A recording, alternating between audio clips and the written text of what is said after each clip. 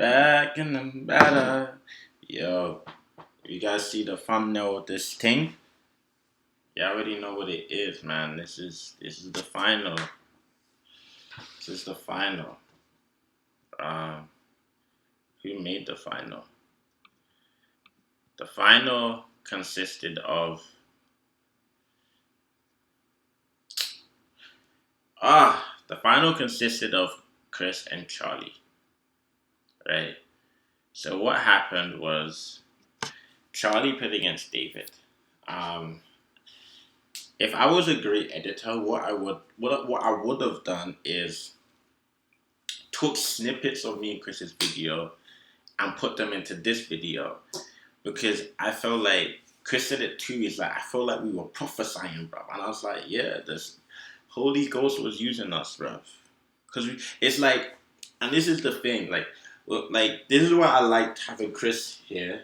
He's not here, but we were meant to do this video together, right? But I wanted to do like a video talking about the final, right? But he didn't want to come join in respect to Charlie, you know what I'm trying to say, in the competition.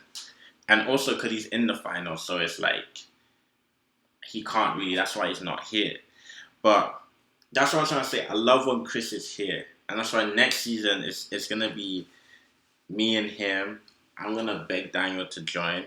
And yeah, because when it's other people's opinions, then it's like, yo, this dude is truly not hating. You know what I'm trying to say? Like, I'm truly not hating because Chris was saying, what me and Chris was saying is very similar in a sense where it's like, David made a new team like a week before playoffs, right? So it's like, Charlie had, in my belief, inside, I feel like Charlie was confident. I feel like Charlie was confident. Like, Charlie had the mindset of, I don't care who I play. I know the odds are in my favor. I know the odds are in my favor. And that's why for me, I was like, I wanted Charlie first round, right? Because I looked at my team, I was like, my team could do good, right? But I wanted David more than Charlie. I wanted David more than I wanted Charlie. Because I knew if I got David first round, I would definitely meet Charlie in the second round because we were on the same side of the thing, right? So I wanted, because in my head I'm just like, with Charlie he's gonna make me sweat, but I know with David he's not gonna make me sweat. And the reason why I say that is like I'm not disrespecting David. It's just he. It's like if he made that team 3 or 4 weeks before playoffs, I have confidence in David that he would have made more trades to make the team even more powerful. But the thing was, it's like his team was really, really powerful already. But it's like he created a team to defeat Chris. But bro, there was another final boss monster before Chris. And like that's the thing where it's like, yo, hang on a minute. Like just because Charlie's team like went into a slump, it don't mean this guy's team don't bang. Like this guy, like Charlie's team bangs, bro. I'm like Charlie's team bangs, bro. You know what I mean? So that's why I loved having Chris with me because like he was seeing what I was seeing, and some things he saw I didn't see, some things I saw he didn't see. But it's like we both predicted it, like, and we both said it's like it was like Charlie's playoff story is Wednesday, bro. Because against Mariano, right? I said Wednesday. I said if Mariano don't kill him off by Wednesday, then it's Charlie. But Charlie got to stay alive till Wednesday. Against David, it was the same thing. But this time, Charlie took out the snipers at night on Tuesday. Then once Wednesday came, it was done. It was done. And with Chris just ate everyone up from day one, man. I think Malik said it. He's like, yo, just give the money to Chris already, man. This, like,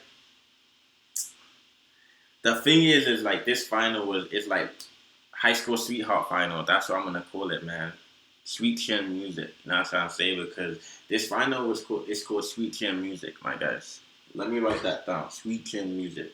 Because at the end of the day, like, it don't it don't get better than that. It don't get better than that because it's like, um I feel like this was the funnest year of fantasy for me, man. And I feel like everyone will agree. I feel like this year was just, it was different vibes. Like, I had headaches from like, this year, you man made, I think everyone was thinking hard this year. In the sense where it's like, if I make one bad move, it could be my season. Like, this year was sweet, man. And I think it was sweet because it was like, there was a different level of competitiveness. Like the other years, it was like it was competitive, but this year you added in Mariano, Daniel O, and Frankie, and they brought in their own sauce and their flavor. I can't lie, they brought in what they needed to bring in, and it added a different dynamic to the fantasy, man. And then it was like Charlie came back with more vim. Malik was first year with his own team. He made the finals last year. You know what I'm trying to say? And then it's like you have See You Next Season Part 1, Part 2, and now we have it Part 3. You know what I mean? So it was just like there was just so much different. There was so much different. Like people were going through so much different arcs. Like one guy went through Pretty Boy arc, Demon Phase arc, You Kill My Brother arc. I went on a colonizer arc. Like there was just so much different arcs, yeah. And I felt like it was like for me it was like the end of fantasy was bittersweet because I lost to Chris, right? But I was just like, yo, like this fantasy, like not only was it like hard, but like I felt like it helped me grow as a man. You know what I mean? It helped me grow as a man in a sense where it's like, yo, I'm inside the group chat with men. You know what I mean? I consider everyone there like men, right? And it's like, yo, yes, I have my own opinion. Yes, I have my ego. Yes, I have all the things that make me me. You know what I mean? But can I just put all of that aside and just sit on a table of men and we have a cool conversation? You know what I mean? So I felt like me, I grew as a man in a sense where it's like, if I'm wrong, I put my hands up and I say, yo, I'm wrong. If you're right, I'll be like, yo, you're right. You know what I'm trying to say? Whereas like, for once, I'm just like, yo, in my head, I was telling myself, bun my own ego. You know what I'm trying to say? Like, bun my ego. You get me? Because I was talking to these lot a lot. Like, we're talking every single day in the group chat about fantasy. So it's like, it's bittersweet. You know what I mean? Hats off to Chris. He won it. And it was well deserved. Like, he had a very strong team. It was well deserved. I wanted Charlie inside the finals. He made the finals. And it's like Charlie was so like he was so close here. I'm Charlie. I'm gonna Chris obviously wouldn't want me to say this, but I can't lie. I had like Chris was on the ropes, Charlie, bro. Charlie, you had Chris on the ropes. You had him on the ropes because Chris was doing some funky things, and I'm just like, bro, like, what are you doing? Like, he picked up. Where is this guy? He he he picked up Dylan Brooks, and I'm like, bro, why did you pick up? And Dylan Brooks shot him a horrible field goal percentage, right? He picked up Dylan Brooks. I was like, yo, Charlie's got this guy down bad. Like, look at this. This is what Charlie did to Chris.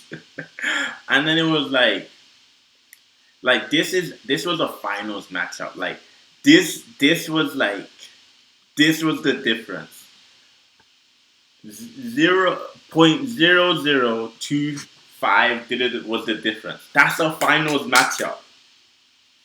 This was a finals matchup in a sense where it's like this is fantasy, right? We got a new name for the fantasy, which will be I'm telling you next year is gonna be even better. We got new year, we got new sponsorships, we got new people on the team. Like next every year we getting better, but like this was the best year for fantasy, man. Like this final, was absolutely insane. It literally came down to the last game. And that's what a finals matchup is meant to be. You have two giants going up against each other.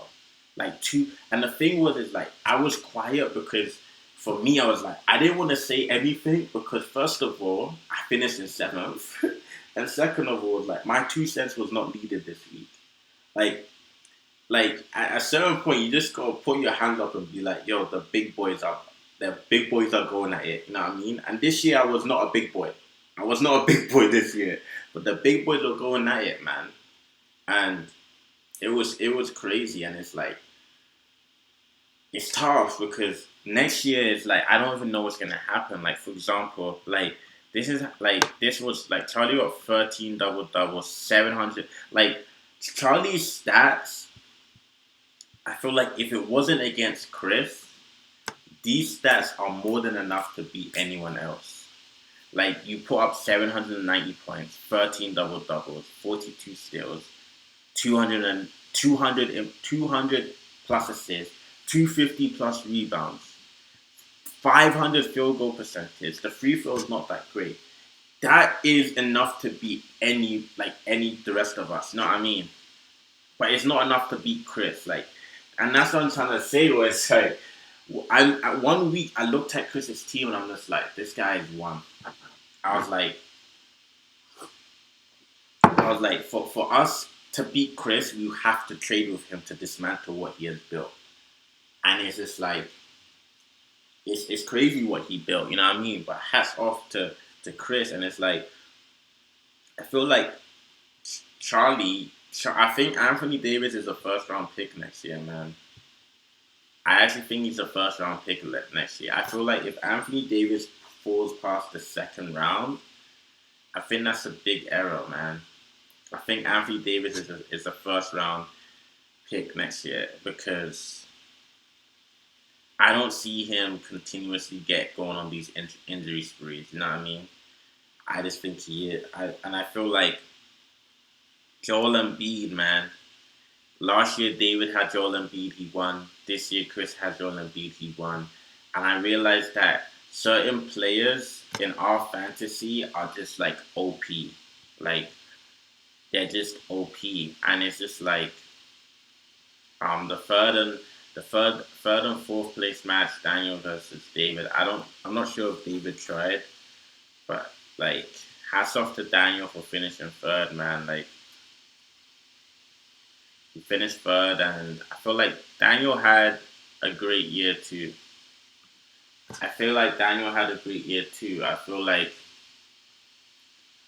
I said in the other video, and he confirmed it too in a sense where it's like Daniel could have tanked to get to the other side, to be on the other side, and he did it. He didn't do it. Like he literally could have tanked, man. He could have tanked, and he could have landed on the other side, and maybe maybe he comes second or first. But he doesn't do that, right? And it's just like this is what I'm trying to say in a sense where it's like, what's the point of tanking? What's the point of playing these extra mind games? You know what I mean? And and it's like, for example, the Lakers. Yeah, the Lakers are famous for finishing like sixth seed or fifth seed. Because at the end of the day, if you want to win the ring, you have to go through the best. You know what I mean? And you want to go through the best because you want to be like, you want everyone to be like, yo, I went through the field to get to my championship. You want your championship run to be respected. You don't want your championship run to be the one where it's like you avoided or this person had injuries. No, you want to be like, yo, I beat the big dogs. Like I beat the big dogs. And the thing was, it's like Chris beat the big dogs, and it's just like, and that's just the fact of the matter. And it's like I feel like there's certain things next year we are going to look to change. And I mean, for example, I don't think we're gonna. I personally, and we're gonna vote about it, right? But I feel like our player should start like a week early. a week or two earlier because when I'm looking at the finals matchup between Chris and Charlie, it's like, was the finals matchup great? Yes. Did the two people that made it to the final deserve it? Yes. But I feel like it could have been better because it's like you're looking at Charlie's team, and then it's like you have Butler sitting games, you have this guy sitting games. Half of Chris's team didn't like both of their teams, both Charlie and Chris's teams. Yeah, the best players weren't even basically playing. Like if we're being 10 toes, like the best players weren't even playing. You know what I mean? So it's like the best players weren't even playing. So then it's like, what's the point? And that's why for us, where it's like, I'm willing for us to sacrifice those couple regular season games so that we can have an even better finals. And I'm gonna bring it up to the rest everyone else because it's just like I feel like there's no point of us drafting these teams where it's like at the end of the day we're gonna have TJ McConnell and bench players deciding whether we win or not, right? And at first, yeah, we did say that we're doing it because it's to show like the managerial skills of like, adding and dropping and all of that, right? But like after watching Chris and Charlie finals, it's like unless and that's what I'm saying, we should be patient with this decision because unless Adam Silver adds in like that, oh, you have to play a certain amount of games to be eligible to make it to the finals. Unless he does that, then I feel like we should start 2 weeks earlier. That's just that's what I feel like. If other people don't want that, then cool. Oh, Daniel finished third last year too. So Daniel, no improvement then. Rubbish. Anyway, but yeah. And then another thing I wanted to inquire about was when it comes to Champions K, like throughout the playoffs, I understand people want to like they don't want to finish last and like all of that. But I feel like maybe during finals week, only the first and second and the third and fourth should have access to the waiver wire. Cause I can't lie, like top three, like finishing third place actually does mean something, right? So I feel like because I know Charlie brought up a couple times, like, why are these guys, they're not in playoffs? And I was like, bro, in my head, I'm just like, Charlie, I get what you're saying, but allow it, man. Because it's like, at the end of the day, like, I don't know how long we're going to keep doing this for, but like, these standings are going to be like, yo, like, this person's team, da da da da da, right? So that's why I'm thinking that to make a compromise with that, I say in the finals week, only the first and second and third and fourth teams should actually have access to the waiver wire. Just so that they can have the best resources, like simply put, right? So that they can have the best resources. Because I just feel like I want to see who Chris won with in the first year. Because I know he had some bonus. Like, you see what I mean, man? Like, the first year of our fantasy, the stats were insane. And I feel like it's because we only had 10 people. But, like, people were having 350 rebounds. Da da da da da. Like, Larry was getting, like, 1,400 points some weeks. Like, Larry's team was so good that he gave Daniel charity. Like, he gave Daniel Bam and he gave him charity. Like, that's how good Larry's team was. But yeah, we're gonna we're gonna go over the Constitution. Yeah, Chris had Kevin Durant. Yeah, he had Christopher Zingers again this year. See, he won with Joel Embiid. Yo, yeah, Jimmy. I gave him Jimmy Butler that year. Yo, Vukovic made another final. Like Larry had Trey Young. Like, yo, so you mean to tell me that every single year, you mean to tell me that every Joel Embiid has won someone a championship every single year inside our fantasy? Because I did not know Chris had Joel Embiid. Kristaps Porzingis has 2 rings. Sabonis has 1. That is absolutely insane. That's insane. Joel Embiid, like, so you're basically saying that inside our fantasy, Joel Embiid is the guy. Joel Embiid is the guy in our fantasy, essentially. Cause that's insane, bro. Who the I have? Like, this is insane. Like, it's insane, man. That means Joel Embiid is because David basically did a crazy trade last year to get Joel Embiid, and he won the finals. Now we're finding out that Chris has won with Joel Embiid every single time, like literally every time. Yeah, and Luka Doncic. Oh my days. LaMelo Ball, Giannis. Then I have James Harden, but he was injured. I even had Westbrook. Yo, this is crazy because it's like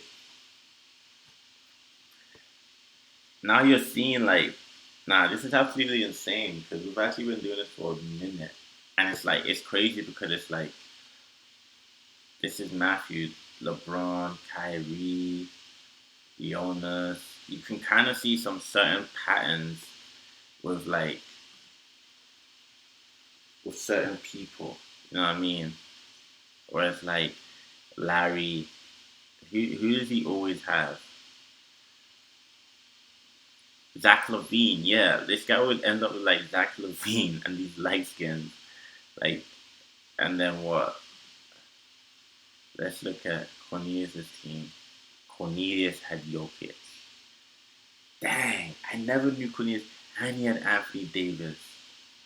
Dang, and he had Brooke. Rudy. Cornelius always picks Rudy. He always picks Rudy. But look at that record, 11-6, second in the East. Dang, yeah, Jared Allen. And David had Ben, Jaren Jackson, Bam. He had Bam this year. He had Nurkic. He loves Tatum. Nah, this is insane. And then Daniel O, he had Paul George this year again. Yeah, I think did I have no? He had Murray. I don't even know. Daniel loves Draymond Green. Dang, every year and Yoko and the Derrick Rose. Nah, because when you actually deep this, that was 2021, yeah. And it's like us men, yeah, we're not serious because how we picking same from 2021. Now it's 2023, and our team we're still picking the same Rishi back on. Nah, yo, next year I'm telling you, like, what KD Part Two, David won. Like this final wasn't. I don't care. Yeah, I'm gonna make fun of Malik and this final till till I can't anymore because why does he still has Spencer, he still had Keldon Johnson, he still has Marcus Smart. Like David has Tyrese now. He picked Tatum again. See, Embiid is right here. Embiid won every single year. Anthony Edwards won with Chris as well after leaving the first year. Like, dang, bro. Like some things just don't change. Like Glory always has Gafford, and he always has Brandon Ingram. Like always, and he had DeMar DeRozan. And then bang, I had Trae Young, LaMelo, Luca. I had Green. I had like this was the year I had a really good team, and then Daniel just did some juju on me and beat me. But it's just crazy how like everyone's team is like you can see certain patterns with people's teams. But like my team was I had 13-6 record. They were 15-6. They were 14-3. That means Chris broke the record for most wins inside the season then. But he had 16 this year. Chris was 11-9-1. Daniel beat him.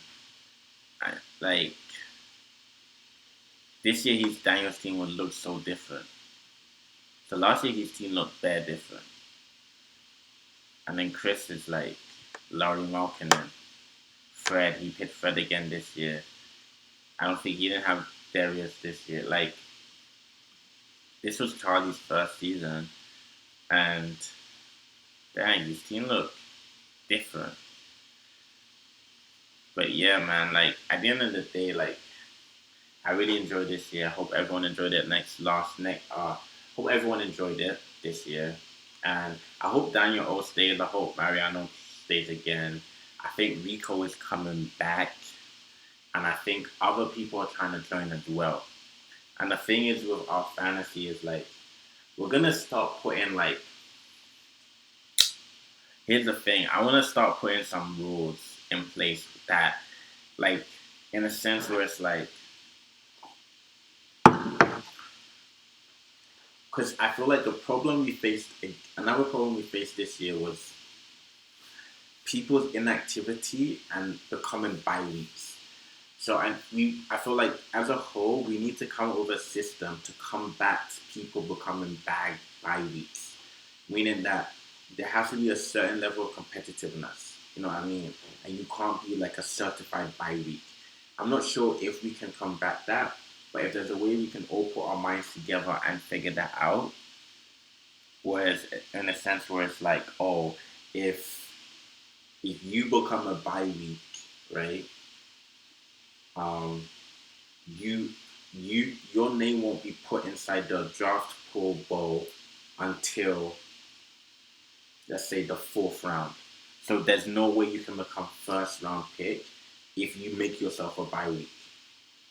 I feel like it's harsh, but I feel like it's a good punishment because it's like we want it to be competitive, right? We know some people are going to be rich and some people are going to be poor. It's standard. But just because you're poor, it doesn't mean that you'll go starving for 10 days or 10 weeks. You know what I mean? There's poor people that eat every single day, but they're still poor. You know what I mean? So you can still eat every day, but for you to not eat for 10 weeks, like I don't know how to do the recap thing. Yeah. But Glory didn't win for 10 weeks, guys. He didn't win for 10 weeks. I don't know how you do the recap. He didn't win for 10 weeks. So I want us to find a way to combat that. In a sense where it's like, yo, Glory, you did not win for 10 weeks, which means that you were homeless for 10 weeks and you couldn't find food for 10 weeks, which means that you cannot be the first round pick next year. I feel like that's a great thing. But there's still gonna be other videos coming out. You know what I'm trying to say? Like we're still gonna do the awards for the season, but that's gonna come out later because it's like there's no point of rushing it. You know what I mean? NBA finals are still going on. I think we might even talk about the playoff bracket. I think we're gonna do that. You know what I mean? I think that would be fun. So like we're still gonna do the awards, we still do the playoff bracket. And yeah, and then we're gonna have a nice summer, and then we're gonna get right back into fantasy. You know what I'm trying to say? Because this is a dynasty. Another question I want to ask is: do we want to turn this into a keeper league? In a sense where it's like, um, at the end of the year, you pick two people you want to keep. These are just things I'm throwing in a sense where it's like, if we know that, like, if you want to join our fantasy, you have to actually be serious. And keeper league, it's like, okay, you can have Jokic can be your keeper, but you can still trade him. It just means that you are guaranteed to have at least two players on your team every year. You know what I mean? Or do we want to change it to a dynasty fantasy where it's like you keep these players and you do it for 5 years? These are just questions. You know what I mean? I think the keeper league will make it the draft a lot more different and serious. But yo, I just want to say thank you again for everyone that participated in this year's fantasy. It was actually so fun. Like, we had our fights, we had our arguments, and I feel like at the end of it all, I feel like we all became closer. You know what I mean? We all became closer. I feel like everyone grew in a way.